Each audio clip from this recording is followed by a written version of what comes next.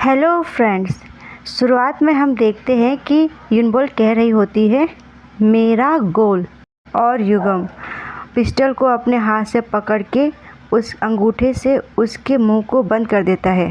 और बियोल कहती है क्या ये ऑब्वियस नहीं है, मुझे सरवाइव करना है इस बकवास दुनिया में। और युगम को देखते हुए मन में कहती है सबसे अच्छी बात तो यह है कि मैं ज़िंदा रहने के लिए ये सब कर रही हूँ, और अब तक जितनी भी मैंने कोशिश की है वो मैं ज़िंदा रहने के लिए ही कर रही हूँ। और युनबोल कहती है मन में मुझे पता है ये लुक उसकी आँखें के किनारे पर ऐसा लग रहा हो जैसे कि किसी ने कगार पे धकेल दिया है। युग्योम ओटोपिया जिसने कि जन्म लिया है एक नाजायज़ बच्चे के रूप में, और इसका हमेशा से ही इस्तेमाल एक टूल की तरह किया गया है। उसे पहले कभी भी प्यार नहीं मिला था।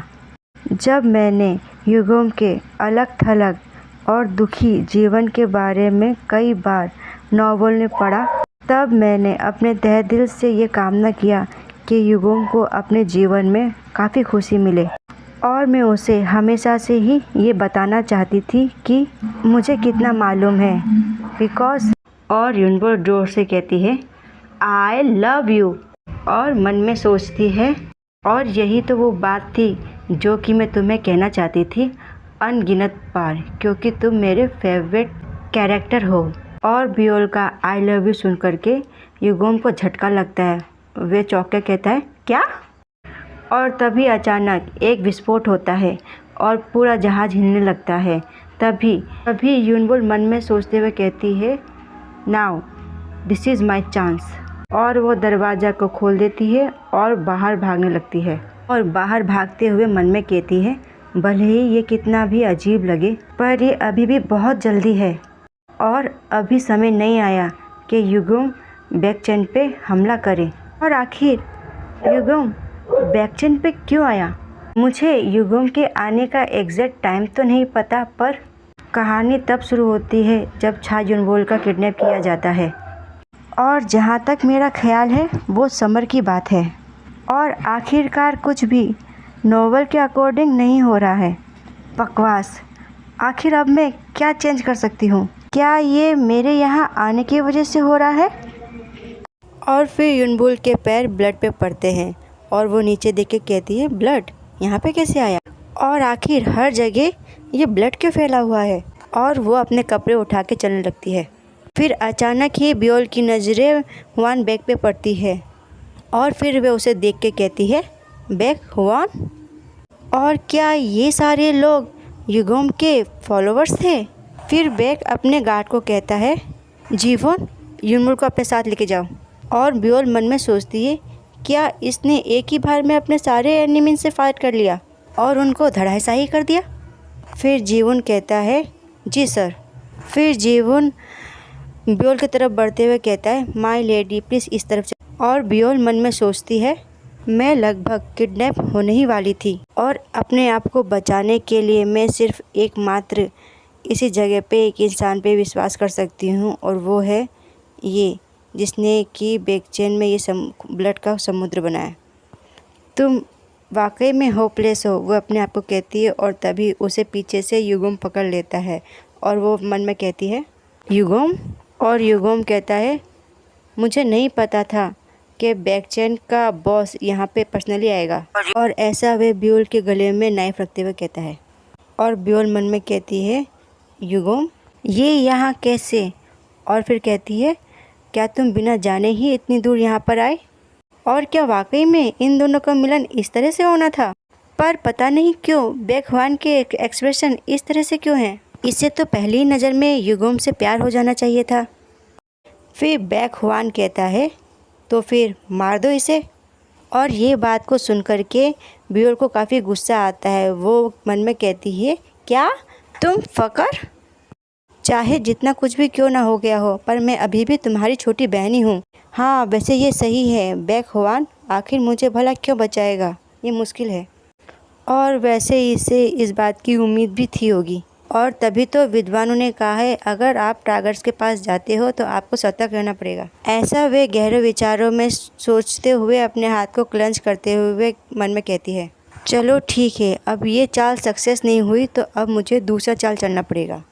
और फिर बियोल युगोम को देखते हुए कहती है, युगोम, मैंने तुम्हें बताया था ना कि मैं तुमसे बहुत प्यार करती हूँ, है ना? और अपना प्यार तुमसे मैंने पहले ही कबूल कर लिया है, तो चलो भागते हैं। और मन में कहती है, भले ही इसका मतलब उस आदमी का व्यक्ति चुराना हो। और युगोम फिर से शौक हो जाता है और वो कहता है, क्या?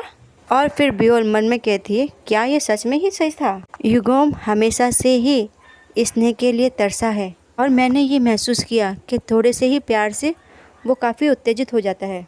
और हाँ, ये बात सही है, तो मुझे यही यूज़ करना चाहिए। और फिर बियोल उससे कहती है, हाँ तुमने ठीक सुना, आई लव यू। और तभी एक गोली चलती है जो कि युगोम के हाथ को छू के चल जाती है। ये होती है बाकवान की। और युगोम बियोल को बचाते हुए पीछे धकेल देता है। और फिर बैकवान कहता है, तुमने मेरे सामने काफ़ी बकवास कर लिया है।